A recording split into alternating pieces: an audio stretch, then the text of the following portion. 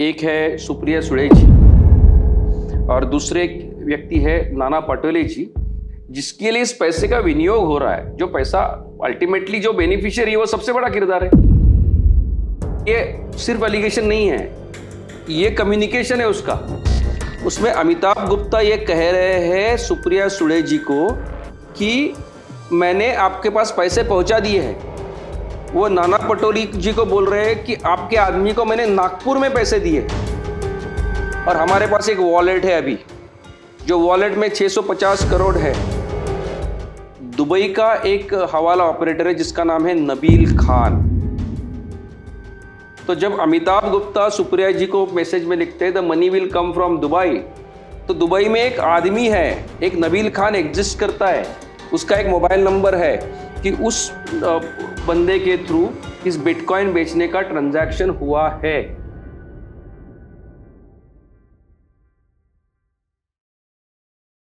नमस्कार दोस्तों, आज के इस पॉडकास्ट में आप सभी का बहुत बहुत स्वागत है।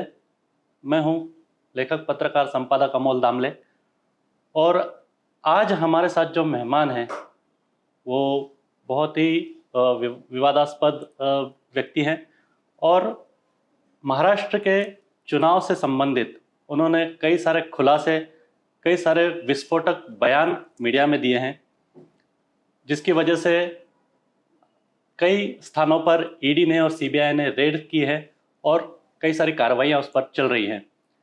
हमारे साथ है x IPS Rabindranath Patil ji. Sir बहुत बहुत धन्यवाद, आपने समय निकाला हमसे बात करने के लिए। जी सर, सबसे पहला सवाल, इससे पहले कि हम मुख्य मुद्दे पर आएं, आपके बारे में हम जानना चाहेंगे, हमारे दर्शक जानना चाहेंगे कि आपकी पार्श्वभूमि क्या है, आपका बैकग्राउंड क्या है और आप कहाँ से आते हैं। पहली बात है कि मैंने कंट्रोवर्शियल बयान दिए होंगे, बट मैं कंट्रोवर्शियल पर्सन नहीं हूँ, नॉर्मल पर्सन हूँ जी। मैं एक इंजीनियर हूँ और इंजीनियरिंग के बाद मैं सॉफ्टवेयर इंजीनियर करके कुछ समय मैंने काम किया है। उसके बाद मैंने 2 बार यूपीएससी क्लियर की, एक मैं 2 साल इंडियन ट्रेड सर्विस में रहा। उसके बाद मेरा इंडियन पुलिस सर्विस में चयन हुआ था। 2010 के बाद मैंने मेडिकल ग्राउंड्स से मैंने कॉरपोरेट ज्वाइन किया और तब से 12 साल तक मैं कॉरपोरेट में एक फॉरेंसिक ऑडिटर के तौर पे और विशेष रूप से साइबर फॉरेंसिक में मैं काम करता रहा।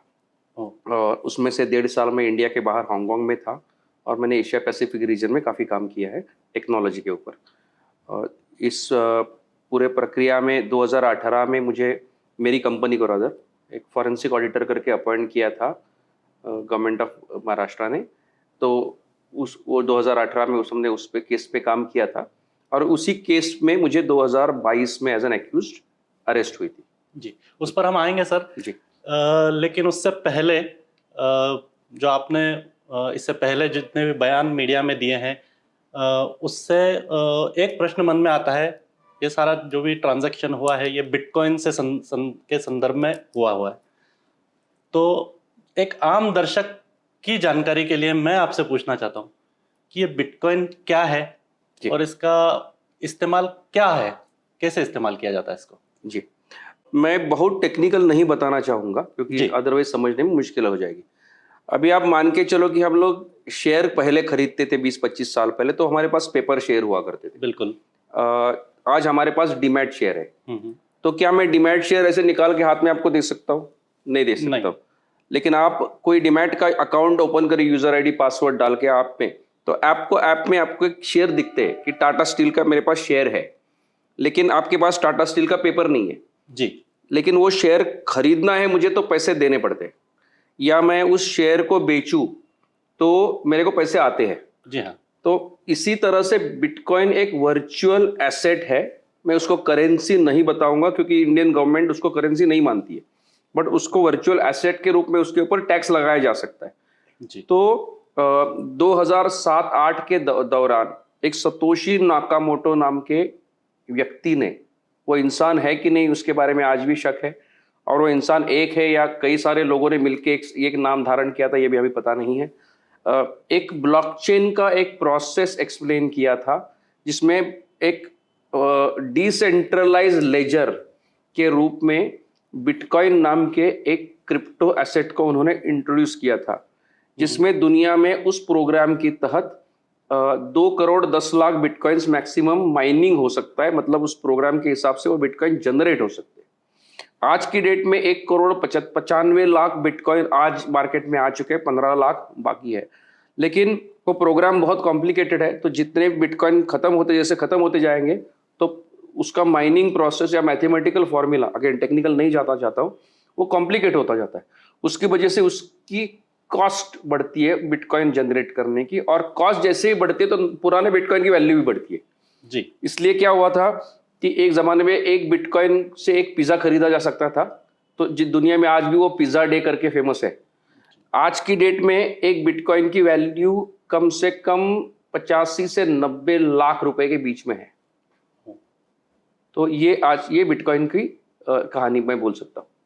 कई विवादास्पद और विस्फोटक आरोप आपने कुछ बड़ी राजनीतिक हस्तियों पर, कुछ आईपीएस ऑफिसर्स पर किए हैं, लेकिन इसके साथ साथ आप स्वयं भी एक आरोपी हैं। जी। आपके ऊपर क्या आरोप लगे हैं और उसकी कहानी क्या है? देखिए, 2018 में अमित भारद्वाज नाम के एक व्यक्ति को पुलिस ने अरेस्ट किया था। उसके ऊपर पूरे इंडिया में मिला के 40 एफआईआर रजिस्टर्ड थे जी। और उसको दुबई से अरेस्ट किया गया था। वो एक केस के रिलेटेड था, जिस केस का नाम है गेन बिटकॉइन केस। जी हाँ। तो गेन बिटकॉइन केस में हुआ ये था कि उसने एक स्कीम लॉन्च की थी, मल्टी लेवल मार्केटिंग स्कीम बोल सकते हैं उसको, कि आप एक बिटकॉइन इन्वेस्ट करो, आपको 18 महीने में 1.8 बिटकॉइन मिलेगा। मतलब 18 महीने में आपको 80% इंटरेस्ट मिलेगा। जी। ये स्कीम थी। उसमें कई सारे लोगों से बिटकॉइन खरीदे। 2016-17 के बीच में सारे लोगों ने पैसे इन्वेस्ट किए, और जो भी मेरी टाइमलाइन, मेरी याददाश्त मुझे बताते हो कि काफी सारा पैसा डीमोनेटाइजेशन के पीरियड में भी लोगों ने कैश को कन्वर्ट करके बिटकॉइन में डाल के उसको दिया था। अच्छा। और वो पैसा बाद में उसने चाइना में कई गुआंगझो के पास एक माइनिंग फार्म में डाल दिया। हाँ, उसमें उसने कुछ उसका ये था 100 फीटा हैश करके उस लेवल तक का माइनिंग फार्म उसने खरीदा था, और जिसके लिए 4 मेगावाट इलेक्ट्रिसिटी लगती है माइनिंग के लिए। इतना पैसा इन्वेस्ट हुआ, और उससे जितने भी बिटकॉइन जनरेट हुए वो लोगों में बांटने की बजाय वो ग्रीडी हो गया, और वो पैसा लेके वो दुबई में भाग गया। और एक जमाने में वो आराम से दुबई में बुर्ज खलीफा में रहता था, और वहां से उसको जब अरेस्ट किया गया था तो उसके बाद इन्वेस्टिगेशन करने के लिए कई सारे फॉरेंसिक ऑडिटर्स अपॉइंट किए गए। तो उसमें केपीएमजी कंपनी थी जिसके थ्रू मैं काम कर रहा था। एक पंकज घोड़े करके व्यक्ति थे जिनकी ग्लोबल ब्लॉकचेन फाउंडेशन थी, उनको अपॉइंट किया गया था। और बाद में एक सारेथन एसोसिएट्स करके कंपनी थी, उनको भी एडीजी ईओडब्ल्यू मुंबई ऑफिस ने अपॉइंट किया था। तो ऐसी 3 अलग अलग ऑडिट फर्म्स वहाँ काम कर रही थी, और हमने अपना काम किया। उस दौरान मतलब काफी सारे लोगों को एप्रिसिएशन लेटर भी मिला है पुलिस से, जिसकी आज कोई अहमियत है नहीं जी। और फिर 2022 में 4 साल के बाद मार्च 2022 में अचानक मेरे घर में पुलिस आके खड़ी रहती है, और 12 मार्च को मुझे अरेस्ट हुई। तो उसमें मैंने 14 महीने as an under trial Yerwada jail में बिताए। मेरे ऊपर चार्जशीट हुई, और चार्जशीट में मेरे अगेंस्ट इल्ज़ाम ये है कि मैंने इस पूरे प्रोसेस में 226 बिटकॉइन चुराए हैं। ये मेरे ऊपर इल्ज़ाम है। सर, एक मैं सवाल आपसे ये पूछना चाहूँगा कि आप इसमें कई सारे किरदार हम लोग देख रहे हैं। कुछ इसमें राजनीतिक हस्तियां हैं, कुछ आईपीएस ऑफिसर्स भी हैं, कुछ साइबर एक्सपर्ट्स हैं। इसमें सबसे मुख्य किरदार कौन है? आप हैं? मैं विसल ब्लोअर हूँ जी। हाँ, हो सकता है कि मैं एक बाइनोकुलर लेके बैठा हूँ और किरदारों का ये समझने की कोशिश कर रहा हूँ। अभी किरदार देखे जाए तो उस किरदारों का रोल है, आप उसको मुख्य किसको मानना है आप देख लीजिए, या जनता तय करेगी। एक किरदार है इसमें गौरव मेहता, जो बिटकॉइन होल्ड कर रहा है, जो चुराए हुए बिटकॉइन जेब में रख के बैठा हुआ है, क्योंकि टेक्निकल एक्सपर्ट वही है, वही समझता है कि बिटकॉइन कैसे बेचे जाते हैं, हाँ, और उसके पैसा कैसे कलेक्ट करना है। तो वो एक इंपॉर्टेंट किरदार है इसमें। इसका सबसे बड़ा हैंडलर है अमिताभ गुप्ता, जो पुणे के कमिश्नर रह चुके हैं, सीनियर आईपीएस अफसर। सो अकॉर्डिंग टू मी पूरे इसमें सबसे बड़ा किरदार उन्हीं का है। हाँ, फिर उसके और एक आईपीएस अफसर है, लेडी आईपीएस अफसर, जिनका नाम है भाग्यश्री नवटाके, जो उस पीरियड में पुणे की डीसीपी साइबर हुआ करती थी और गौरव डायरेक्टली उनके अंडर काम कर रहा था उस पीरियड में। तो नेचुरली ये दो आईपीएस अफसर का किरदार ये है कि ये गौरव को कंट्रोल करते हैं और उनको इनके इंस्ट्रक्शन पे गौरव आइदर बेचता है, खरीदता है, जो भी मुझे पता, जो भी ट्रांजैक्शन हो रहे हैं। लेकिन सबसे ये बात देखनी जरूरी है कि इस पैसा कौन यूज कर रहा है, तो पैसा किसके लिए इस्तेमाल हो रहा है। तो गौरव के पास पैसा है, पैसा लेने के इंस्ट्रक्शन अमिताभ गुप्ता दे रहे हैं, लेकिन पैसे का इस्तेमाल हो रहा है दो राजनेताओं के लिए। एक है जो उस ऑडियो के हिसाब से जो मुझे गौरव ने भेजे थे, एक है सुप्रिया सुळे जी, जो बारामती से मेंबर ऑफ पार्लियामेंट है और राष्ट्रवादी कांग्रेस पार्टी शरद पवार गुट की नेता भी है, और दूसरे व्यक्ति है नाना पटोले जी, जो कांग्रेस के प्रदेश अध्यक्ष है एट दिस मोमेंट। तो नेचुरली मुझे आप पूछोगे कि जिसके लिए इस पैसे का विनियोग हो रहा है, जो पैसा अल्टीमेटली जो बेनिफिशियरी है वो सबसे बड़ा किरदार है, उससे छोटे बाकी लोग तो छोटे लोग हैं इन केस में। सर, आरोप तो आपने लगा दिया बड़े अच्छे से, लेकिन जाहिर है कि आरोप के साथ साथ आपको कुछ सबूत भी देने पड़ते हैं जी। तो आपके पास क्या सबूत है कि आप इतने गंभीर आरोप इतने बड़े बड़े लोगों पर लगा रहे हैं? देखिए, जब मैंने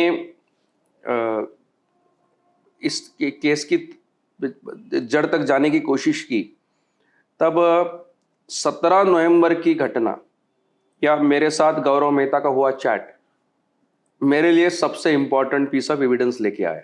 मैं नहीं कर रहा कि मैं उतने एविडेंस की बात कर रहा हूं, लेकिन वो बहुत बड़े एविडेंस की शुरुआत थी।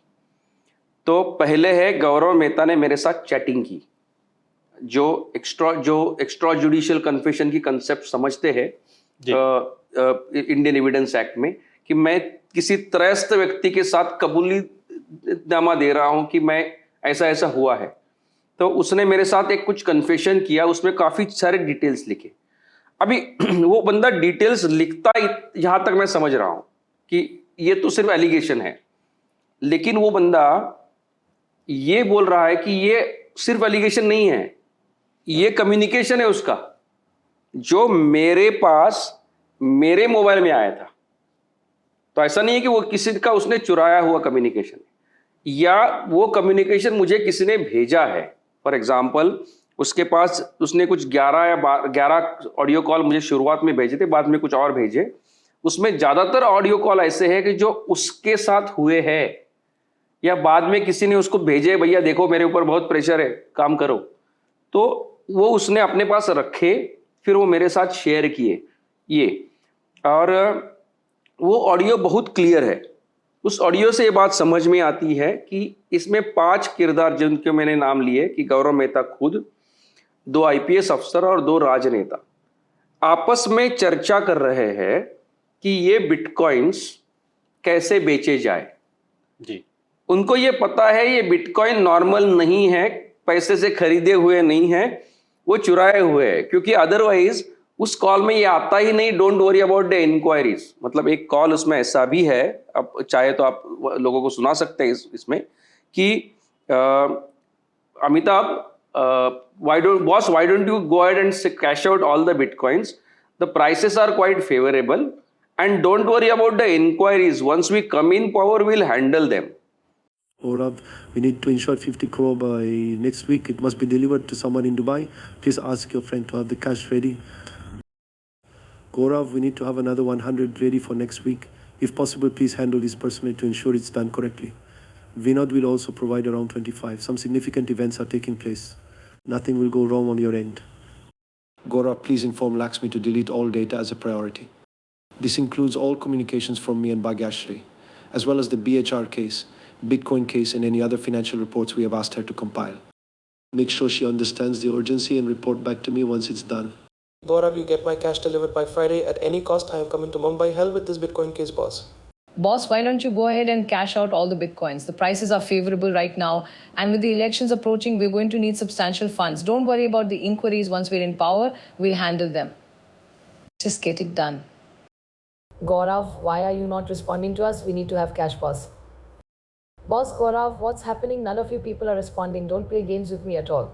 Gupta is vanished, but what happens to money then? He says all bitcoins and cash is with you. Call me or Aditi urgently, we need to have cash. Elections are going on. Amitabh पाइजे का किया हुआ कल बोला था ना, ऐसे माथा मस्ती मत करो. Sir, there's no need to worry about Bitcoin transactions. All transactions are conducted using Patil and Pankaj family email IDs.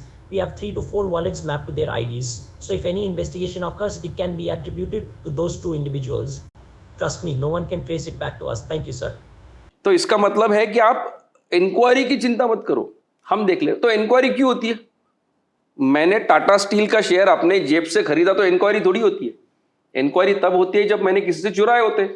तो इसका मतलब है जो सुन रहे हैं और जो सुना रहे हैं उन दोनों को पता है ये चुराए हुए. ये एक पॉइंट हुआ. तो ये गौरव मेहता का एलिगेशन और ये ऑडियो मैच हो रहे हैं. फिर गौरव मेहता जब बोलता है कि मैं इसमें कोई एक वॉलेट था, तो वॉलेट था जो मैं आपके माध्यम से मैं वो भी मैं बताना चाहूंगा जब आपने ये दिया तो जी. फिर इसमें बहुत बड़े बड़े अमाउंट्स की बात होती है, 50 करोड़ 100 करोड़. अभी और इसमें से 2 किरदार ऐसे हैं कि 2 आईपीएस अफसर जिनको मैं जानता हूं. उसमें से भाग्यश्री नौटा को तो मैं उनके प्रोबेशन से जानता हूं, तो उनकी आवाज पहचानने के लिए मुझे फॉरेंसिक ऑडिट की जरूरत नहीं है. गौरव मेहता मेरे साथ 2019 से काम कर चुका है, मुझे पता है उसकी आवाज क्या है. हाँ, और तो मुझे पूरा भरोसा है कि वो उसी की आवाज है. और मैंने काफी खुद भी जानकारी इकट्ठा की, जितना भी मेरा फॉरेंसिक टेक्नोलॉजी का नॉलेज है. मैं आपके माध्यम से लोगों को बताना चाहूँगा कि मैं एक फॉरेंसिक टेक्नोलॉजी स्पेशलिस्ट था. मैंने हांगकांग में भी फॉरेंसिक टेक्नोलॉजी हेड के रूप में काम किया है. मैंने इंडिया में भी फॉरेंसिक टेक्नोलॉजी हेड का पार्टनर के रूप में काम किया था.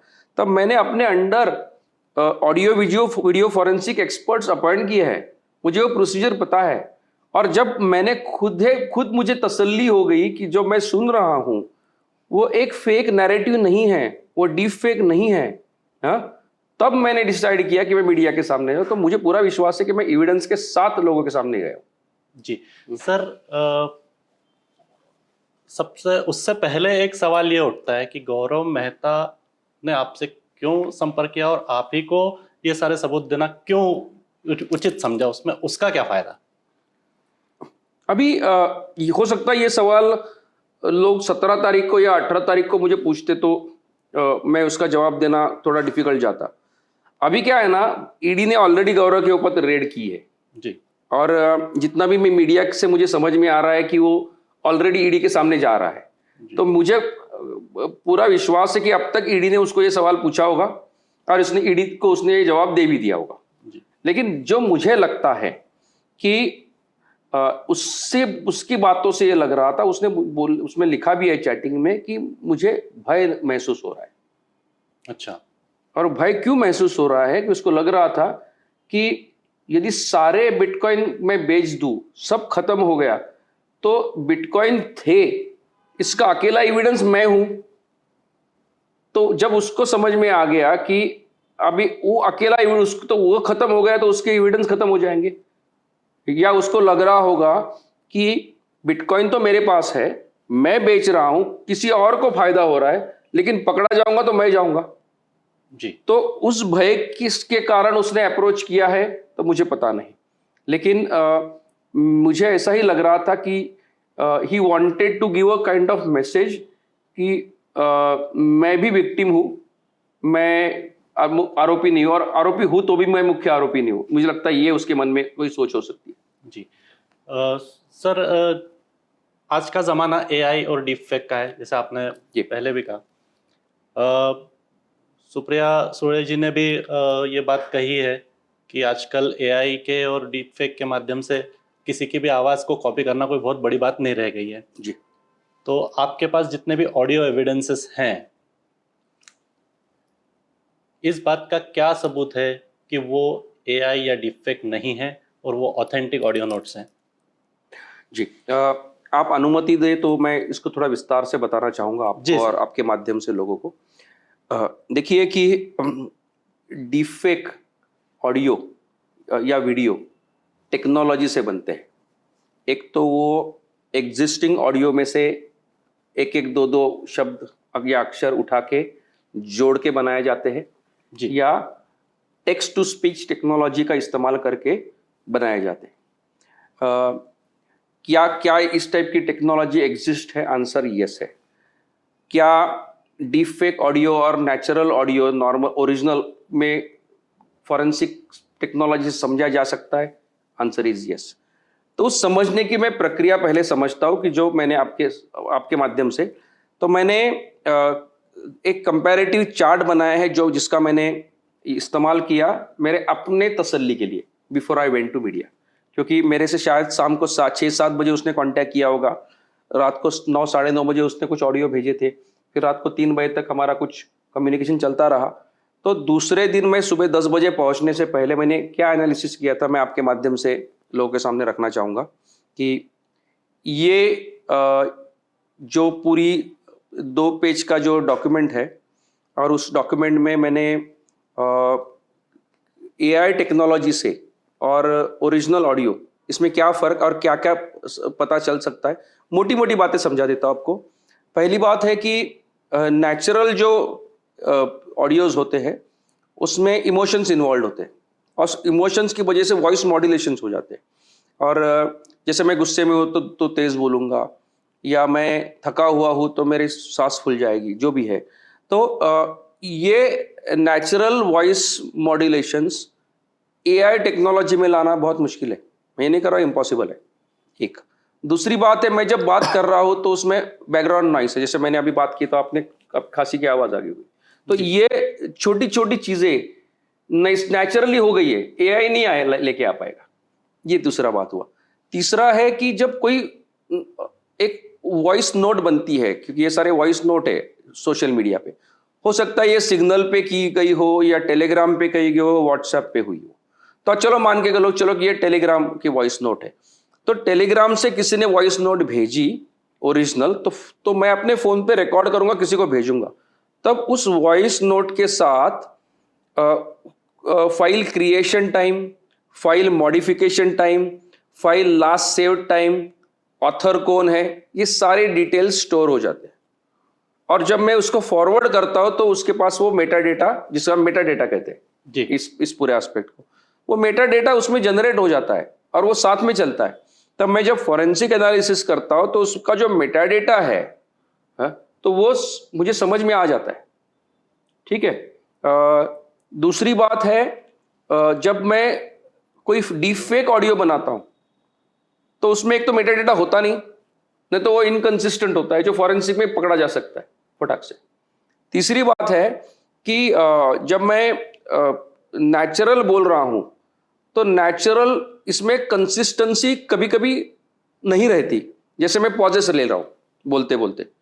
अभी AI ऑडियो है, वो तो कंप्यूटर बोल रहा है ना, वो तो घंटों तक ऐसे बोल सकता है, उसको बीच में पानी पीने की जरूरत नहीं है, रुकने की जरूरत नहीं। तो आप ये ऑडियो सुन लीजिएगा, इस ऑडियो में आपको कई जगह पॉज मिलेगा, बिकॉज आदमी इमोशनल होता है, 2 सेकंड रुकता है फिर बोलता है।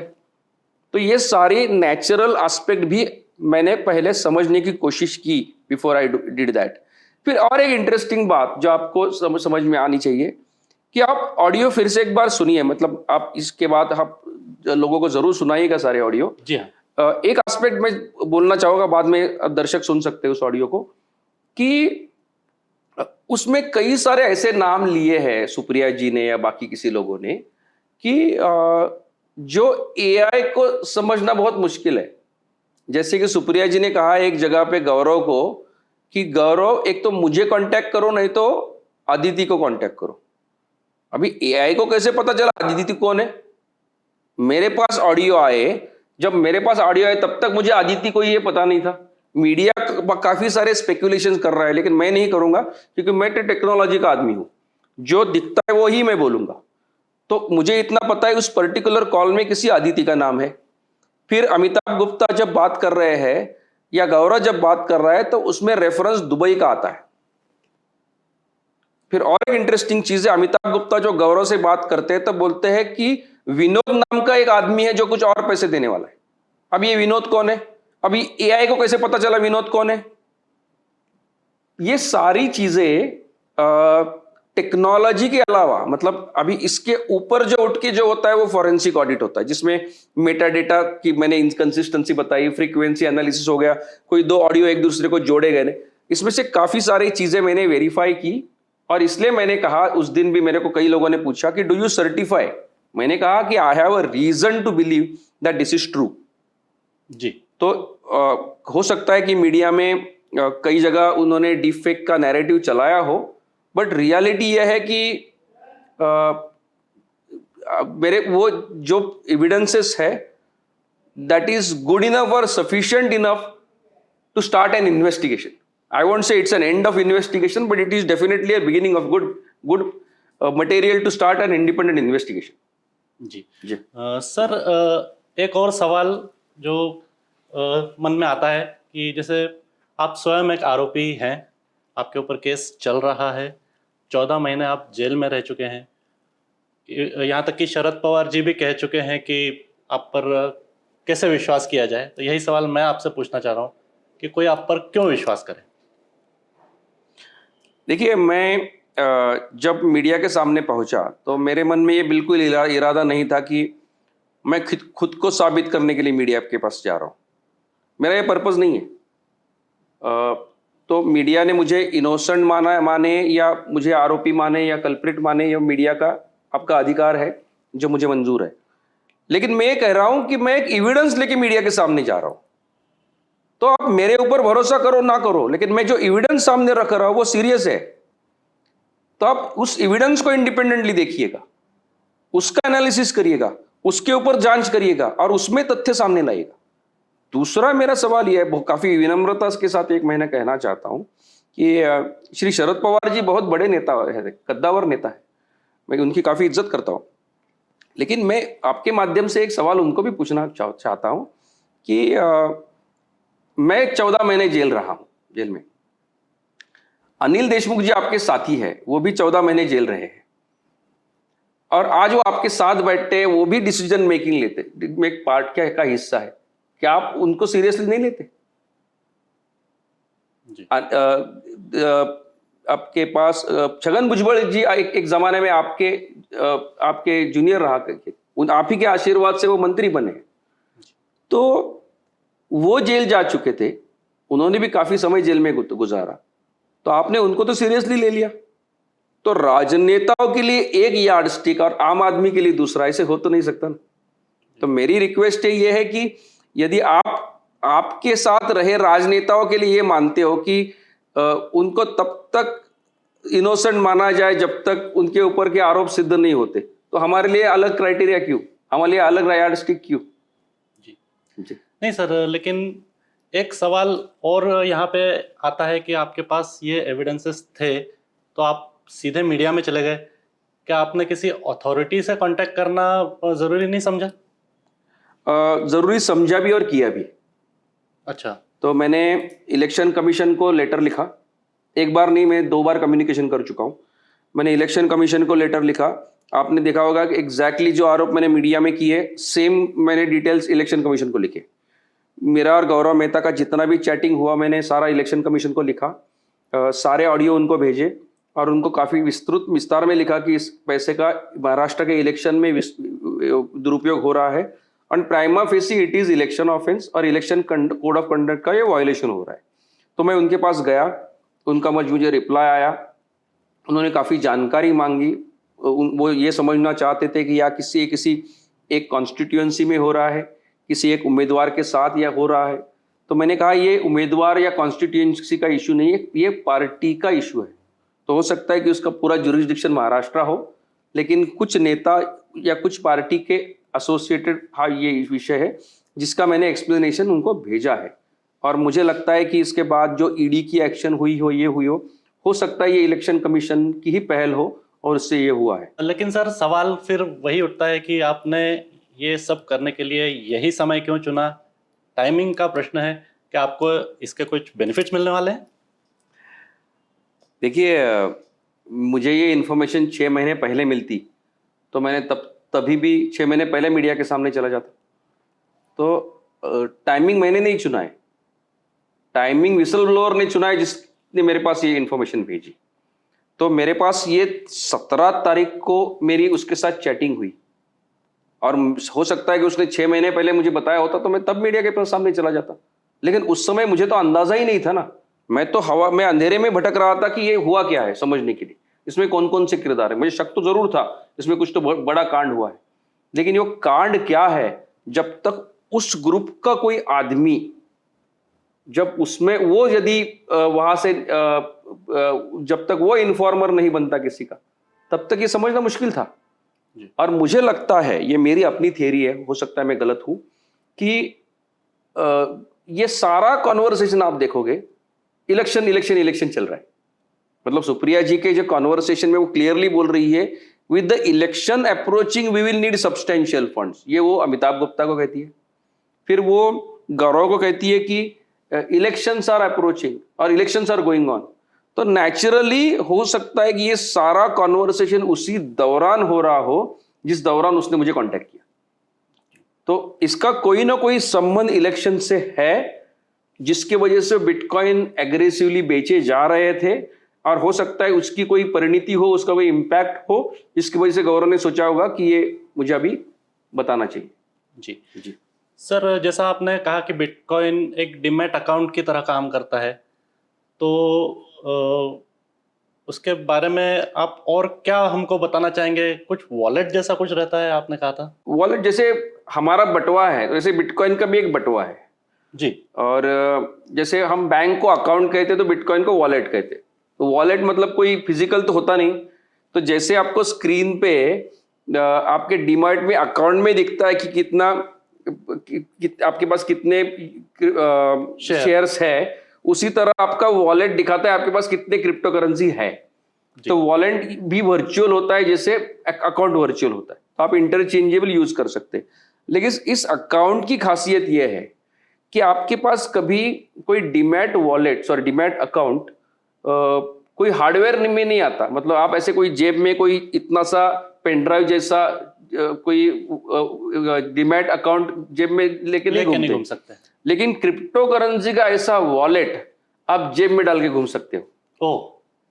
तो वो ब्लॉकचेन का ही हिस्सा होता है, लेकिन उसकी जो पास फ्रेज है जो उस ब्लॉकचेन अकाउंट को की प्राइवेट की एक्सेस करने के लिए जरूरी होती है, वो पास फ्रेज इसमें स्टोर की होती है। तो आप जब तक इस वॉलेट को आप हाथ नहीं लगाओगे तब तक आपके पास वो प्राइवेट की नहीं आएगी और तब तक उसमें आप ट्रांजैक्शन नहीं कर पाओगे। तो अभी जिस वॉलेट की मैं बात कर रहा हूं, जिस वॉलेट का आरोप मेरे ऊपर भी हुआ और जो वॉलेट का आरोप मैं इनके ऊपर कर रहा हूं, वो एक हार्डवेयर वॉलेट है जो पेनड्राइव जैसा दिखता है, जिसको ट्रेजर बोलते हैं। अच्छा जी। लेकिन आपको ये घटनाक्रम क्या है कि जिसमें वाकई में पैसा निकाला गया, किस माध्यम से निकाला गया? उसके बाद आपका मतलब है जो मैं आरोप कर रहा हूं उसकी बात कर रहा हूं। जी। देखिए, जब मेरी गौरव के साथ कम्युनिकेशन हुआ तो मैंने भी गौरव से और सवाल पूछे, कुछ जानकारी उससे लेने की कोशिश की, कुछ मैंने इकट्ठा की।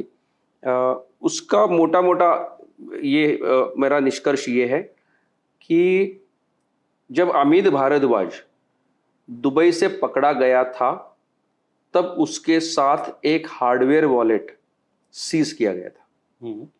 वो हार्डवेयर वॉलेट का रेफरेंस जो चार्जशीट फाइल किया था पुणे पुलिस ने जून 2018 में 81/2018 जो उनका CR नंबर था, FIR नंबर जो दत्तवाड़ी पुलिस स्टेशन का, उस चार्जशीट में अमित भारद्वाज से क्या क्या आइटम सीज किए गए हैं उसकी लिस्ट थी। उसकी 17 नंबर लिस्टिंग पे एक गेन बिटकॉइन हार्डवेयर वॉलेट का रेफरेंस लिखा हुआ है क्लियरली। अच्छा, तो इसका मतलब है वो वॉलेट पुलिस के पास आया, वो पुलिस ने सीज किया और वो वॉलेट उनके रिकॉर्ड में था। मजे की बात यह है जो पुलिस के रिकॉर्ड में दत्तवाड़ी पुलिस स्टेशन का हार्डवेयर वॉलेट जो साइबर पुलिस स्टेशन में था, वो वॉलेट सडनली वहां से गायब होता है। वो wallet Koregaon park police station जो दूसरा पुलिस स्टेशन है, उस पुलिस स्टेशन के एक रेप एक्यूज से मिला हुआ है। समझ लीजिए। जी। जो एक 420 के केस वाला वॉलेट जो अमित भारद्वाज से दुबई से लेके आए थे, वो दिखाएगा किसी बलात्कार के आरोपी के जेब से कुछ तो हार्डवेयर मिला है और उस नाम से वो फॉरेंसिक साइंस लैबोरेटरी भेजा जाता है। वो भेजा नहीं गया था, वो पार्क करने रखा था वहां, वो छुपाया गया था। तो वो लगभग 1 साल तक या कम से कम 6 महीना वो वॉलेट फॉरेंसिक साइंस लैबोरेटरी में रहा और वहां से वो वापस लेके आए। मजे की बात देखिए, ये वॉलेट फिर से दिखाया गया कि कोरेगांव पार्क पुलिस स्टेशन को वापस चाहिए, वापस ले लिया, लेकिन उसकी रिसीव किया साइबर पुलिस स्टेशन ने। वो वॉलेट ना कोरेगांव पार्क पुलिस स्टेशन के मुद्देमाल में गया, ना साइबर पुलिस स्टेशन के मुद्देमाल में गया, वो किसी के जेब में गया। और वही वो वॉलेट है जिससे पिछले 4 साल से बिटकॉइन बेचे गए। उस वॉलेट से बिटकॉइन कई जगह ट्रांसफर भी हुए और उसका काफी सारा ट्रेल जो गौरव के पास भी है, उसमें से कुछ डिटेल उसने मेरे साथ भी शेयर की थी। और मेरे होश तब उड़ गए जब मैंने देखा कि गौरव मेहता ने 25 अप्रैल 2024 को, मतलब बस लोकसभा इलेक्शन से पहले, एक क्रिप्टो करेंसी वॉलेट से दूसरे वॉलेट में 744.25 बिटकॉइंस ट्रांसफर किए थे। पता है उसकी मार्केट वैल्यू आज क्या है? कितनी है? 650 करोड़। ओह। जब मुझे ये पता चलता है कि देखिए, आप और मैं हवा में बातें कर सकते हैं कि चलो आज एक BMW खरीदते, चलो एक मर्सिडीज खरीदते जी, चलो अमिताभ गुप्ता बात कर सकता है मेरे को 50 करोड़ चाहिए, मेरे को 100 करोड़ चाहिए। आपका सवाल जायज है कि वॉलेट किधर है जी। हाँ, तो मेरे को पता है कि आज उनके पास एक वॉलेट आईडी है जो मैं आपके माध्यम से लोगों को भी दिखाना चाहता हूं। ये वॉलेट आईडी आप कोई भी फॉरेंसिक एक्सपर्ट blockchain.com पे या blockchain.info या किसी भी साइट पे जाके चेक कर सकता है कि 25 अप्रैल को सुबह 10:13 पे 744.25 बिटकॉइंस ट्रांसफर हुए या नहीं हुए। तो ये बिटकॉइंस की यदि 650 करोड़ के बिटकॉइन एक वॉलेट के उनके पास थे, मुझे पता नहीं और क्या है उनके पास, तो मैं इस पे भरोसा जरूर कर सकता हूं कि अमिताभ गुप्ता ने बोला है कि 100 करोड़ चाहिए। अमिताभ गुप्ता बोल रहा है यदि मेरे को गौरव पैसे मिल गए हैं, तो आपके माध्यम से मैं लोगों को ये बताना चाहता हूं कि जो भी एडिशनल उसमें जो कॉल है उसमें अमिताभ गुप्ता ये कह रहे हैं सुप्रिया सुळे जी को कि मैंने आपके पास पैसे पहुंचा दिए हैं। वो नाना पटोले जी को बोल रहे हैं कि आपके आदमी को मैंने नागपुर में पैसे दिए। तो सिर्फ ऐसा नहीं है कि 1 वे ट्रैफिक हो रहा है कॉल का, ये 2 वे ट्रैफिक है। मतलब नाना पटोले जी भी याद कर रहे हैं ऐसी मजा मस्ती मत करो, और अमिताभ गुप्ता भी बोल रहे हैं आपके पैसे पहुंचा दिए। उसी दौरान अमिताभ गुप्ता गौरव के ये भी बोल रहे हैं गौरव भाई थैंक यू, उनको पैसा मिल गया है। सिमिलरली सुप्रिया सुळे जी को भी, सुप्रिया सुळे जी उनको पैसे मांग रही है, ये बोल रहे हैं पैसे पहुंचा दिए गए। और हमारे पास एक वॉलेट है अभी, जो वॉलेट में 650 करोड़ है। तो मतलब ये सपने में हवा में बातें नहीं चल रही है। तो क्या ये एविडेंस सीरियस नहीं है इस देश के लिए कि जिसमें 2 राजनेता, 2 IPS अधिकारी, एक साइबर एक्सपर्ट और हो सकता है काफी सारे जूनियर पुलिस अफसर जिनके मैं नाम जानता हूं, लेकिन अप्रोप्रिएट टाइम पे मैं वो भी दुनिया के सामने लेके आऊंगा। तो ये सारे मिला के इतना बड़ा बिटकॉइन का घोटाला कर रहे हैं। क्या इस पे निष्पक्ष जांच होनी चाहिए, नहीं होनी चाहिए? यही मेरा सवाल है। जी बिल्कुल। और लेकिन हम ये इस बारे में और सिलसिलेवार और जानना चाहते हैं कि जब इस वॉलेट से पैसा विड्रॉ किया गया तो वो किस तरह से पहुंचा, किस माध्यम से पहुंचा? देखिए, मैं कोई ईडी या सीबीआई तो हूं नहीं जी, कि मैं एक आम आदमी हूं। मेरी जानकारी का एक सोर्स तो ऑफ कोर्स गौरव था जिसने खुद इंफॉर्मेशन दी थी, लेकिन जितनी भी मैंने जानकारी इकट्ठा की है उससे ये क्लियर है कि बिटकॉइन के पैसे अभी नहीं, बहुत समय से बिटकॉइन सिस्टमेटिकली बेचे जा रहे हैं। जैसे कि 13 अक्टूबर 2022 को जब मैं जेल में था एज एन अंडर ट्रायल, तो यहाँ बैठ के मेरे ही केस के आयो इन्वेस्टिगेटिंग ऑफिसर, उनके साथ एक जूनियर सब इंस्पेक्टर रैंक के ऑफिसर मिलके गौरव मेहता और एक फॉरेंसिक एक्सपर्ट इस केस में हम उनके साथ जुड़ा था, जिसका नाम था परवेंद्र साहू, ये नांदेड़ का रहने वाला लड़का। इन दो लोगों ने, गौरव और परवेंद्र साहू ने मिलके अक्टूबर 2022 में, एग्जैक्ट डेट 13 अक्टूबर की, इस दिन बिटकॉइन बेचे थे, जिसके मेरे पास एविडेंसेस है, स्क्रीनशॉट्स है। ये बिटकॉइन दुबई का एक हवाला ऑपरेटर है जिसका नाम है नबील खान, जिसका मोबाइल नंबर भी मेरे पास है, जो चैटिंग था उसके स्क्रीनशॉट्स मेरे पास है। तो इसका मतलब है कि इनके पास बिटकॉइन भी है और बिटकॉइन बेचने का तरीका भी है। तो जब अमिताभ गुप्ता सुप्रिया जी को मैसेज में लिखते हैं the money will come from Dubai, तो दुबई में एक आदमी है, एक नबील खान एग्जिस्ट करता है, उसका एक मोबाइल नंबर है कि उस बंदे के थ्रू इस बिटकॉइन बेचने का ट्रांजैक्शन हुआ है। ये एक। अपार्ट फ्रॉम दैट मेरे पास दो और हवाला ऑपरेटर के नाम है। एक चेन्नई का हवाला ऑपरेटर है, एक दिल्ली का हवाला ऑपरेटर है। तो इनके मोबाइल नंबर भी है। और दुर्भाग्य की बात यह है कि इस हवाला ऑपरेटर से सिर्फ गौरव मेहता और परवेंद्र साहू, ये साइबर एक्सपर्ट, बात नहीं कर रहे थे। इन हवाला ऑपरेटर्स के साथ पुलिस अफसर भी बात कर रहे थे, वरिष्ठ पुलिस अफसर भी बात कर रहे थे। तो इसका मतलब है कि एक बहुत डीप एंट्रेंच बहुत समय से ये काम चल रहा था। तो हम जेल में थे तभी भी बिटकॉइन बेचे गए हैं, और बाद में भी इन्हीं हवाला ऑपरेटर का, हो सकता है इससे भी ज्यादा हवाला ऑपरेटर्स इन्वॉल्व हो, जिनका इस्तेमाल किया गया इन सारे बिटकॉइन बेचने के ट्रांजैक्शन के काम में। सर, ये सारा जो आरोप आप लगा रहे हैं, आपने कहा कि आप इलेक्शन कमीशन के पास शिकायत दर्ज करा चुके हैं। फिलहाल क्या इसका स्टेटस है और इसके बारे में आगे आप और क्या एक्सपेक्ट कर रहे हैं? आपका प्लान क्या है आगे? जी, पहले तो मैं इलेक्शन कमीशन का शुक्रगुजार हूँ, क्योंकि उन्होंने इस केस का संज्ञान लिया। मुझे और एक मेल आया, उन्होंने कुछ और जानकारी मांगी, मैंने ऑडियो भी शेयर किया उनके साथ। और जो भी बाद में जो घटनाएं हुई है, उसे लगता है कि इलेक्शन कमीशन के संज्ञान की वजह से ही ईडी की रेड हुई, वहाँ उन्होंने कुछ एक्शन शुरू की। फिलहाल मेरे से किसी ने ऑफिशियली कांटेक्ट किया नहीं, किसी एजेंसी ने, लेकिन जितना भी मीडिया के माध्यम से समझ में आ रहा है कि गौरव मेहता के घर में रायपुर में और मुंबई में जो फॉरेंसिक ऑडिटर थे, जो तीसरे फॉरेंसिक ऑडिटर, जो सारथिन एसोसिएट जहां गौरव मेहता काम करता था, वहाँ भी। अच्छा, और एक इंटरेस्टिंग बात है, एक ऑडियो कॉल जो मैंने शेयर किया था, जिसमें अमिताभ गुप्ता गौरव को कह रहे हैं please ask Lakshmi to delete all the data. तो मैंने जब गूगल सर्च किया तो सारथिन एसोसिएट्स की डायरेक्टर जो है वो लक्ष्मी राव है। तो मुझे पता नहीं वो लक्ष्मी वही है कि नहीं।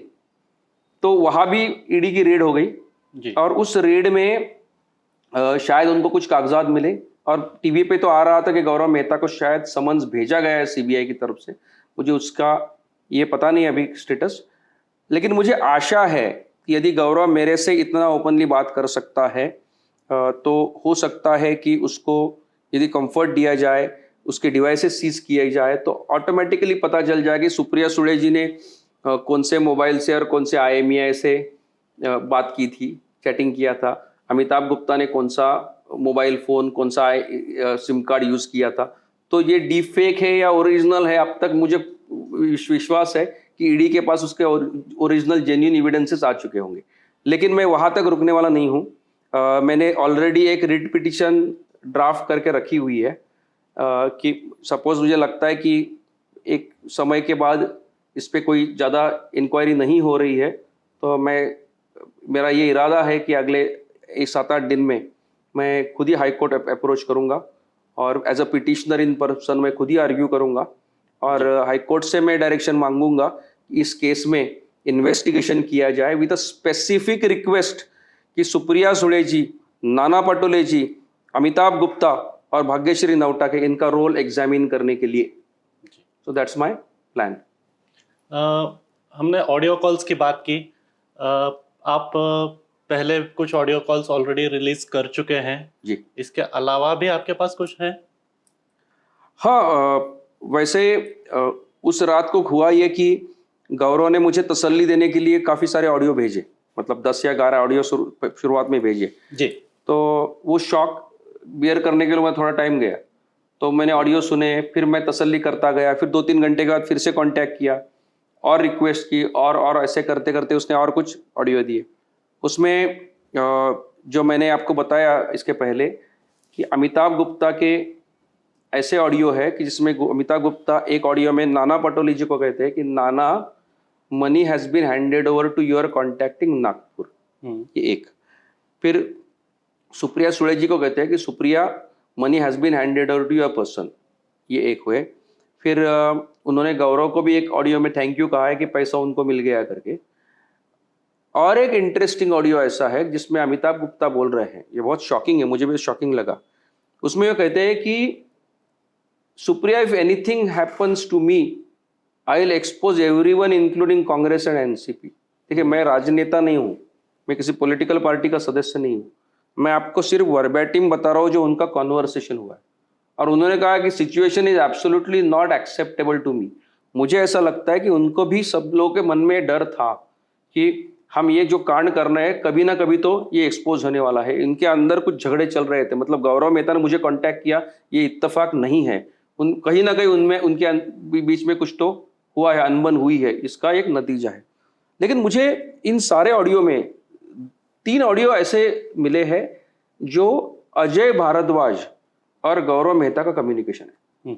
और मैं एक्चुअली डर गया वो ऑडियो सुन के, क्योंकि अजय भारद्वाज गौरव मेहता को बोल रहा है कि मैंने पैसे भिजवाए और उसने अमाउंट का कोई ये दिया है कि 1.5 मिलियन या 2.5 मिलियन. अभी वो 2.5 मिलियन यूएसडी भी हो सकते, एईडी भी हो सकता है, रुपी भी हो सकता है, लेकिन मैं मान के चल रहा हूँ यूएसडी है, क्योंकि टिपिकली मिलियन तो हम डॉलर की ही बात करते रहते हैं. तो इतनी बड़ी रकम अजय भारद्वाज जो मुख्य अभियुक्त है, उसकी वाइफ जेल में है, उसको ईडी ने अरेस्ट किया है, ये वांटेड एक्यूज्ड है, पता नहीं वो दुनिया में कहाँ छुपा हुआ है. ये आदमी गौरव मेहता के कांटेक्ट में क्यों है? और वो बार बार वो बोल रहा है कि प्लीज आस्क सर, वो मदद मांग रहा है कि सीबीआई हमें तंग ना करे, ईडी हमें तंग ना करे. और उस एक कॉल में अजय भारद्वाज ये कह रहा है, मुझे और सिंपी को तंग मत करो. अभी देखो इंटरेस्टिंग चीज, एआई को कैसे पता चला कि अजय भारद्वाज की बीवी का नाम सिंपी है? मेरे को भी नहीं पता था. हाँ, तो ये छोटी छोटी चीजें हैं जिससे समझ में आता है कि ये एआई नहीं है, इसमें बहुत बड़ी कहानी है. और ये कहानी तभी उलझ सकती है कि जब गौरव मेहता का डिटेल इंट्रोगेशन हो जाए, उससे पूरी कहानी समझ ली जाए, फिर उससे वॉलेट सीज किया जाए, उस वॉलेट से पता चले. और लेकिन मैं ये चाहता हूँ कि इन द मीनवाइल लोग भी ये ऑडियो सुने और लोग भी अपने आप के इसके ऊपर आप अपनी राय बना लें. जी. बिल्कुल. हम अभी सब सारे ऑडियोज एक एक करके हमारे दर्शकों को दिखाएंगे, सुनाएंगे, और दर्शक खुद ही निर्णय कर लें इसके बारे में. Amitabh, money did not come in this time. Check with your person. Amitabh, it's not my responsibility. You could have handled right. Cash is important part for this election. I need that at any cost. Share Gaurav Nabla also. Thai money has been handed over. Mana money has been handed over to your person in Nagpur. Gaurav bhai, thank you always. They have got the money. Supriya, if anything goes wrong with me, I will expose everyone, including Congress, to NCP. This situation is absolutely unacceptable. Sir, I haven't got the money. Gaurav is not responding. Can you please look into this, please? Sir, trust me, nothing will go wrong. The police have no clue about the Bitcoin case. Let's complete these transactions. I would like to see you in that top position. I will coordinate this. Sir, I spoke with AJ and he will arrange additional funds beyond what we already have, keeping them as surplus. He is sending around 25 Bitcoins by next week. We need to ensure protection in the CBI. Please confirm with your contact in Dubai that the payment has been received. Approximately 1.5 million has been transferred. Let me know once you have verified this. लेकिन sir एक सवाल और है कि क्या आपकी कोई राजनीतिक महत्वाकांक्षा है? देखिए, मेरे घर में कोई राजनेता तो है नहीं। मतलब मैं पुलिस वाला बना था या ब्यूरोक्रेट बना था, मैं पहला ब्यूरोक्रेट था घर पे। जी। और मैंने किसी पार्टी को आज तक कभी ज्वाइन नहीं किया। और इतने दिन तो मैं कॉरपोरेट में था तो मैं खुश था। आज मैं लॉयर हूँ, इंडिपेंडेंटली प्रैक्टिस कर रहा हूँ। तो पिछले 14 महीने में मुझे कोई राजनीतिक महत्वाकांक्षा होती तो मैं जेल के बाहर आने के बाद पिछले 14 महीने में कुछ करना चाहिए था। लेकिन मैं तो वकील की प्रैक्टिस कर रहा हूँ। आप हाई कोर्ट की साइट पे जाके चेक कीजिए, मैं तो हर हफ्ते मेरी एक आध 2 लिस्टिंग रहती है, तो मैं प्रैक्टिस करता रहता हूँ। जी। तो if you ask me what is my ambition, of course I want to be a good lawyer, that's all. जी सर, हम हमारे दर्शकों को बताना चाहेंगे कि पाटिल सर ने जो कुछ भी बातें आज हमारे साथ शेयर की हैं वो कितनी सत्य हैं या कितनी असत्य हैं इसका फैसला तो न्यायालय ही कर सकता है। लेकिन फिलहाल हम अपने दर्शकों को ये ज़रूर कहेंगे कि अपने डिस्क्रिप्शन का इस्तेमाल करें और इसके साथ ही इसका आगे चल के क्या परिणाम होता है ये आने वाला वक्त ही बताएगा। बहुत बहुत धन्यवाद सर, आपने समय निकाला हमसे बात करने के लिए। Thank you very much.